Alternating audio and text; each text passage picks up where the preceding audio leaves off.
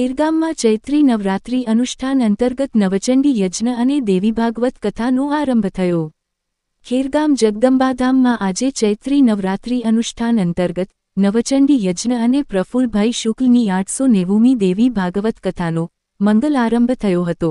શ્રીમતી નિમિષાબેન અમદાવાદી, ધાર્મિક અમદાવાદી, Abu Dhabi, doctor ફાલ્ગુનીબેન સંજયભાઈ દેસાઈ, ચલાવાપીએ સંકલ્પ ધારણ કર્યો હતો। નૈવેદ્ય શણગાર દાતા શ્રીમતી રમીલાબેન બાબુભાઈ પટેલ મોટી સરોણ સહભાગી બન્યા હતા।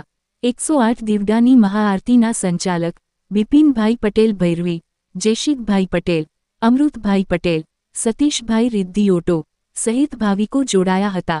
કથાનું મંગલમય દીપ પ્રાગટ્ય ધર્માચાર્ય પ્રભુદાદા અને ખેરગામના મામલતદાર સાહેબ શ્રી વિજયભાઈ પટેલ ના વરદ હસ્તે કરવામાં આવ્યું હતું।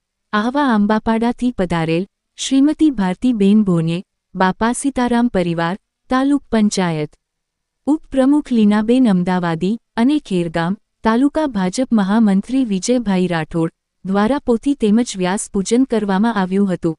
આચાર્ય કિશનભાઈ દવે, અંકુરભાઈ શુક્લ, અનિલભાઈ શુક્લ, ચિક્કાભાઈ જોશી દ્વારા વેદ મંત્રોચ્ચાર કરીને નવચંડી યજ્ઞ સંપન્ન કરાવાયો હતો। કથાકાર પૂજ્ય શ્રી પ્રફુલ્લભાઈ શુક્લે વ્યાસપીઠ પરથી કહ્યું હતું કે ચૈત્ર સુદ એકમ એ વૈદિક પરંપરા પ્રમાણે સનાતનીઓના નવા વર્ષનો દિવસ છે। માતાજી એકમાંથી અનેક સ્વરૂપ થયા એ કથા દેવી ભાગવતની કથા છે। આખું જગતમાંના સંચાલન પ્રમાણે ચાલે છે। સમગ્ર સૃષ્ટિનું સંચાલન માં અંબા કરે છે।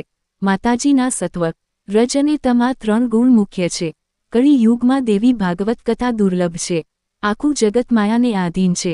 માયા ઈશ્વરને આધીન છે અને એ ઈશ્વર મહામાયા જગદંબાને આધીન છે। આ સંસારને દેવી ભાગવત માર્કેન્ડેય ઋષિએ આપ્યું છે। મોટી સંખ્યામાં ભાવિક ભક્તો માતાજીના યજ્ઞ, કથા અને ઘટસ્થાપનના દર્શન કરીને પાવન બન્યા હતા।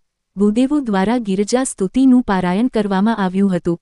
માતાજીનું ઘટ સ્થાપન કરીને 108 દીવાની મહાઆરતી ઉતારવામાં આવી હતી। વિશાળ સંખ્યામાં ભાવિક ભક્તોએ પ્રસાદ લીધો હતો। બ્યુરો ચૈત્ર નવરાત્રી અનુષ્ઠાન અંતર્ગત દેવી ભાગવતની કથા અને નવચંડી યજ્ઞનો આરંભ થઈ રહ્યો છે। અમારા આશ્રમની પ્રગટ પ્રગટેશ્વર ધામના પૂજ્ય પ્રભુદાદાના હસ્તે દીપ પ્રાગટ્ય થઈ રહ્યું છે। 9 દિવસ નવચંડી યજ્ઞ અને દેવી ભાગવતની કથા ચાલશે। 27મી તારીખે પૂર્ણાહુતિ થશે। દરમિયાન આવતા રવિવારે 22મી તારીખે અહીંયા રક્તદાન શિબિર રાખવામાં આવી છે। જીવતા હોઈએ ત્યારે રક્તદાન અને મૃત્યુ પછી ચક્ષુદાન આ એક જીવનનો સંકલ્પ હોવો જોઈએ। એટલા માટે અહીંયા રક્તદાન શિબિર રાખવામાં આવી છે। આ પ્રસંગે અમારા પૂજ્ય પ્રભુદાદા 2 શબ્દો ઉદ્બોધન કરશે અને પછી યુવા કથાકાર કશ્યપભાઈ જાની પણ 2 શબ્દો ઉદ્બોધન કરશે। પ્રગટેશ્વર મહારાજના ચરણોમાં સ્વર્ગસ્થ મા બાપના આશીર્વાદથી અને સ્વર્ગસ્થ અમારા પ્રભાશક મહારાજના માર્ગદર્શનથી અને એમના પિતાશ્રીના સંપૂર્ણ આશીર્વાદથી એટલે કે અંબાદાન દાદાના આજે ચૈત્ર સુદ એકમ ગુડી પડવો કહેવામાં આવે છે અને એ દિવસે માતાજીના તહેવારો છે। આ જગતની અંદર બ્રહ્માંડના માલિક એક મહાશક્તિ છે અને શક્તિની ઉપાસનાનો દિવસ અને પર્વ છે। એ પર્વ ખૂબ જામતુથી ઉત્સાહથી અને દેવી ભાગવત તરીકે અમારા કથાકાર દેશ વિદેશના યુવાન અને જબરજસ્ત એવા બાપુના સ્વસ્થ મુખારથી અમૃતવાણીની કથાનો અહીં આયોજન થયેલું છે। એની અંદર મને દીપ પ્રાગટ્યનું આમંત્રણ આપ્યું છે। મારું સૌભાગ્ય છે કે દીપ પ્રાગટ્ય દીપ એટલે પ્રકાશ કરે અને દેવી ભાગવત પર અને માતાજી પર સારા નશા પર સમગ્ર પ્રકાશ કરનારી એવી માતાના આજે કથા છે। એ કથાની અંદર અને સૌભાગી બનાવે તે બદલ આભાર આભાર આભાર। ઓમ નમઃ શિવાય ઓમ નમઃ શિવાય। મંગલાકાલી ભદ્રકાલી કપાલની દુર્ગા ક્ષમા સેવા ધાત્રી સ્વાહા સ્વધા નમસ્તુતે। આજે જગદંબા ધામની અંદર પૂજ્ય પ્રફુલ્લ બાપુના મુખેથી દેવી ભાગવત કથા થઈ રહી છે। એમાં દીપ પ્રાગટ્ય પૂજ્ય પ્રભુદાદા કરી રહ્યા છે।